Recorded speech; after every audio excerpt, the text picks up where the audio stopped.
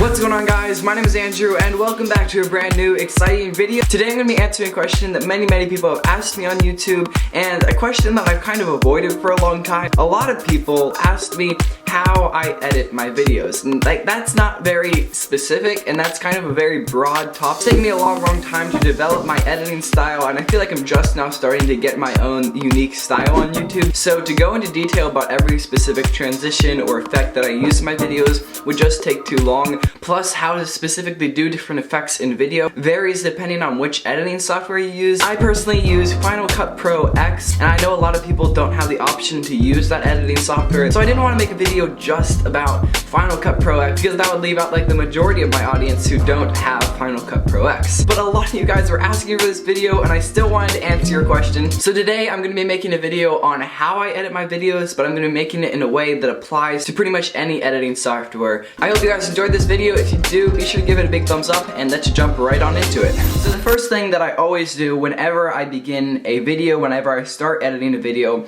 is I do what I call the rough edit. I'm not sure if this is actually a professional term. Rough edit is similar to like a rough draft of maybe an essay for school or something like that. This is really where you just get the basic outline, the basic shape of what you want your video to look like. So I start off by importing all the clips that I need, and then after I do that, I just start going through and cutting the clips and lining them up in the way that I want. So this is the most basic form of editing. This is no music, no titles, no transitions, nothing like that. It's just cutting the clips and lining them up in the way that I want them. Many people on YouTube will actually just do a rough edit and stop there and upload that to YouTube. The rough edit is the most important part of this 5-step editing system because this is going to be the outline. This is going to be the base of your video. So I'd encourage you not to try to rush through the rough edit because it's a very important part and it's the base of your video. So after you do the rough edit, the next thing I personally do is I add in my time lapses. The way I used to record my time lapses is I'd literally just set up a camera and take a really long video, and then in editing I just speed up the video a ton. But that is actually not a real time lapse. An actual time lapse is when you set your camera to take pictures every few seconds and then you line up those pictures to make a fast moving clip. I only recently switched to doing it the picture way because Canon cameras actually don't offer an intervalometer, which is what you need to be able to make your camera take pictures every few seconds. So I actually got it from an external source called Magic Lantern. Magic Lantern is actually a really cool tool, and if you guys want me to make a video about it, leave me a comment down below. But whether you just speed up a video or paste a bunch of pictures together, you're going to want to go through and get the time lapses for your video and place them in the parts of the video that you want them to be. Time lapses are one of my favorite types of photography, but if you guys aren't into them and you don't want them in the video, just skip the second step. The next step that I usually do is I find the music for my video. Generally speaking, before I try to find some music for my video, I like to watch the rough edit, or at least have a general idea of what the rough edit is like, so that the music I choose can reflect what the video is about. So if it's a happy video, an upbeat video, I try to find, happy, upbeat music. If it's more of a mellow vlog, I like to find like just more casual music. So for instance, a couple weeks ago, my first daily vlog, when I went on the airplane, I chose really upbeat music because it was a really exciting moment in my life. So whenever you're trying to choose music for your video, just try to choose music that reflects what your video is about and sort of the emotions that play up in your video. So once you found the song for your video, you're just going to want to download it, bring it into your timeline, and then just cut and place the music in the parts of the video that you want it. Here's a little tip: if you want to have music in the background while you're talking, just make sure you lower the volume of the music. If I'm talking but I still want the music to be heard, I'll generally turn it down to -8 or -10, but if I just want it to be very subtle in the background, I'll probably turn it down to like 16 or even 18. Warning though, if you have headphones on,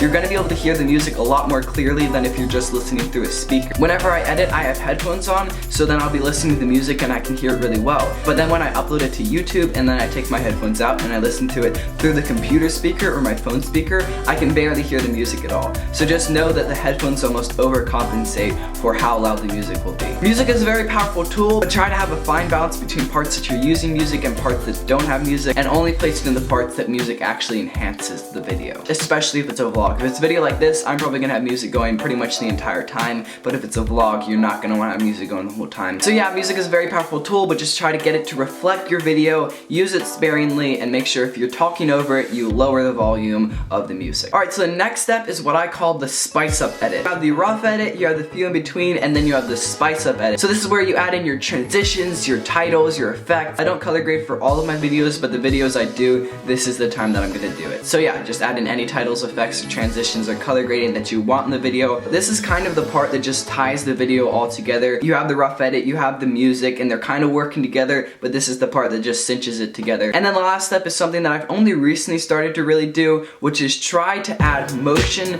to your video. To people who haven't really messed around with editing softwares, this might sound a little bit confusing, but if you're having a time lapse or if you just have a stationary tripod shot, one thing you can do is you can crop the video down to make it a little bit smaller so that you're not showing the full picture, and then you can keyframe the crop there, and then you can shift the crop and keyframe it there again. And essentially what that does is it makes it so it looks like you're slowly panning over. This can be a very effective tool for keeping your audience's attention. If it's just a tripod shot, it tends to be a little bit boring. And then you can also use what is called a Ken Burns effect. Essentially what it is just this.